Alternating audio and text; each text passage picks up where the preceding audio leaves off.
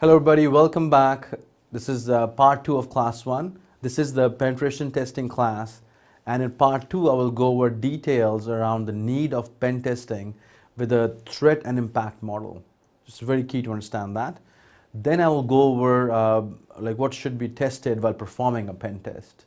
After that I'll go over the qualities that make a good penetration test and I'll go over those qualities in detail. Alright, so let's begin. So now you have a good idea about some of the needs for penetration testing, right? So next I want you to look at how to treat an agent from an impact standpoint when it comes to a business. All right. So basically we have something called a threat agent and how it can impact your business. That's what you need to understand. So at this first level, we have different threat agents that could potentially launch an attack in an example. And the various threat agents are like your corporation, cyber criminals, other employees, your hacktivist groups. It could be a nation state, or finally like terrorists. There could be different threat agents which can launch an attack on an organization, on an individual, on a nation. So you should be aware of those threat agents also. All right. So let's say in this case, which I've depicted in the diagram, let's say our threat agent is triggered by a cyber criminal, which is very common these days. We know like all threat agents will target a business asset. Usually there's a goal, there's a driving factor behind all these threat agents that, okay, I want to get, A, like, could be some business secret. B could be like, your credit card information or some personal sensitive information, right? So given this relationship, threat agents do not directly, or I would say very rarely they do that, do not directly access the targeted assets. They don't just go in and just do a brute force on it, right? Because they'll get detected. So what they do is they must interact or circumvent other elements of the system to obtain their objectives against the assets. So therefore, controls are not directly assigned to assets. Instead, all the controls must be provided through a security function, right? So I want you to understand this a little bit, closely, because usually we have threat agents, your cyber criminals, right? And given the relationship they have, they don't usually go in and just start attacking your assets. So their interaction, they usually like circumvent a backdoor, or through some other methodology, they try to gain access. So our goal is that the controls, which basically govern your security policies and functions, should not be directly aligned, right, with your security. What I mean is like your controls should be different than for gaining access or giving access to different parts, right? All right, let me make you a little bit more familiar with this concept, right?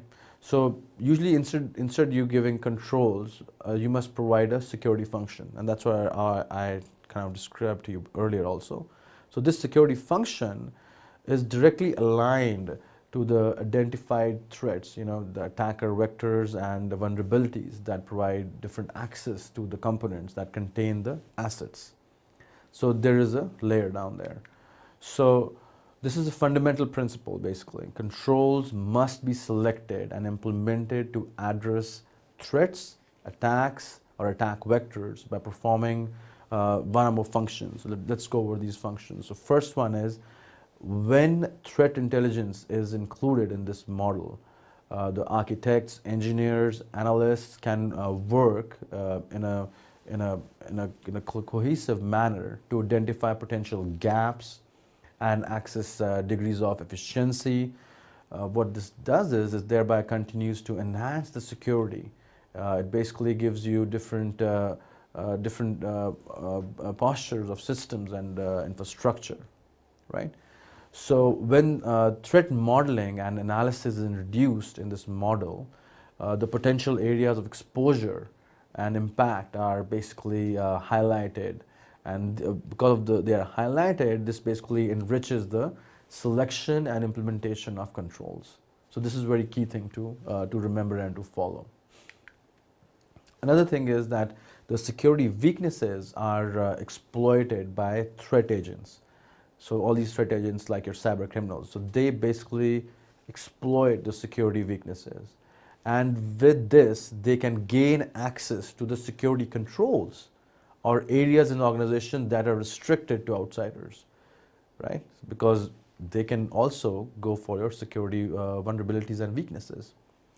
Then they have, once they have gone through that channel, now they have access to your technical assets. They have access to your functions, then which are compromised, and basically uh, these are the functions which then lead to your negativity in your business and also impacts your business and your organization.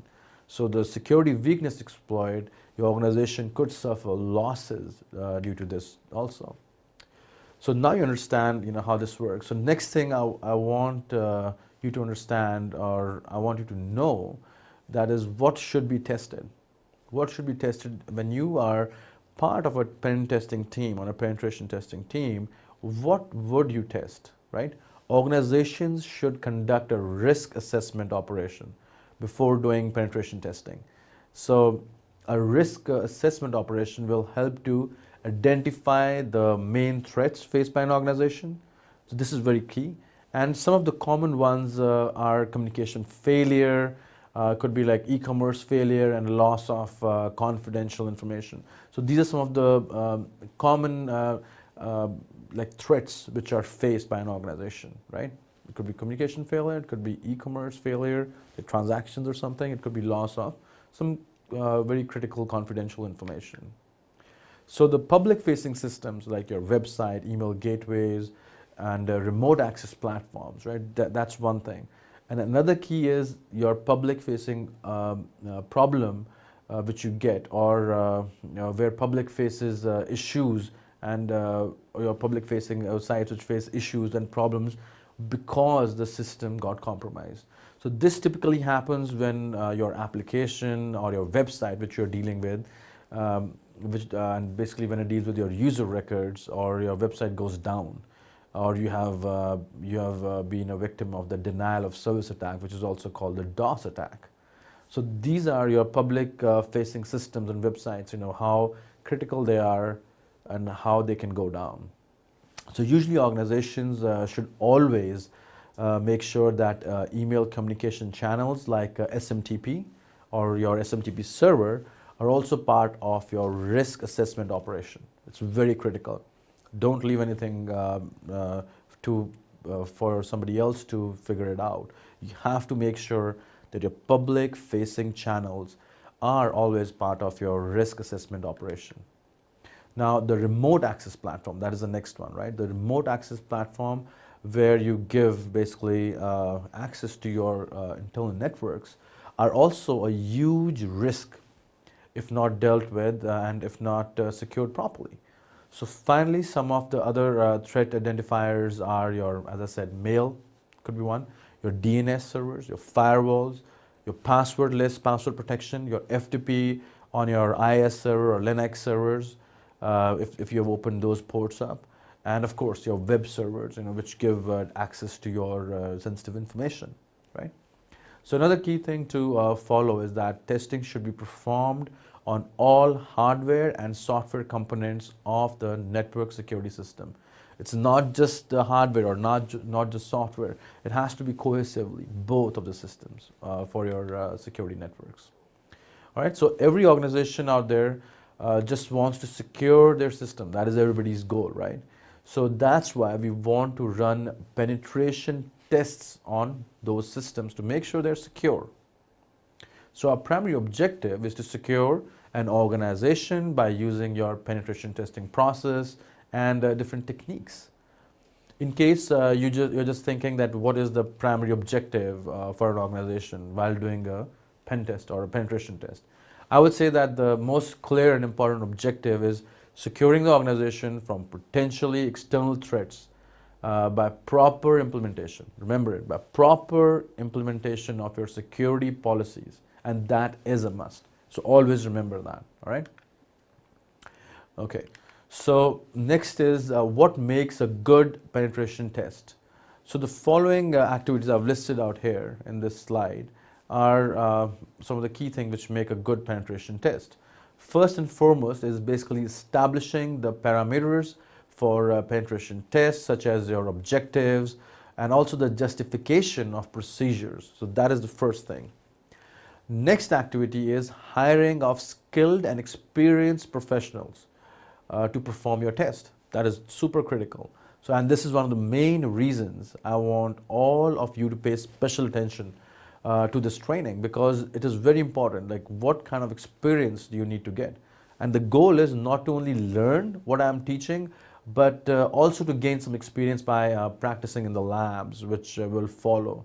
And also doing a lot of reading, I would suggest, because this is a very evolving field, and you would need a lot of extra reading. So that's why I want you to pay special attention to these topics. All right. So next the next important aspect is to carefully choose a suitable set of tests that basically is a balance between cost and benefits for an organization.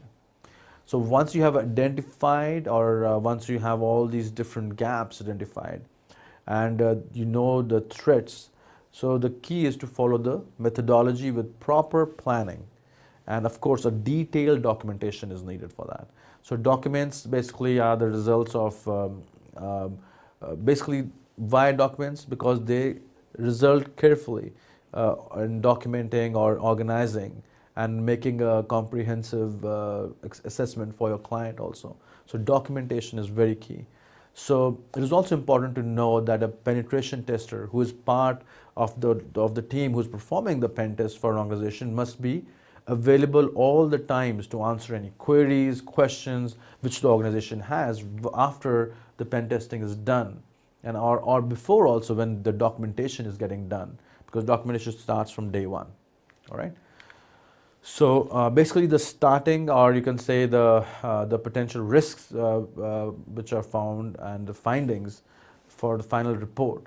That is what is the last thing which you need is well, as pen testers are making the final report, just think about it as clients will only get to know about the vulnerabilities only after you file the report, right? So you make them aware of it. You as a pen tester should make them aware of it, what you have done, and that is your goal, your duty, right?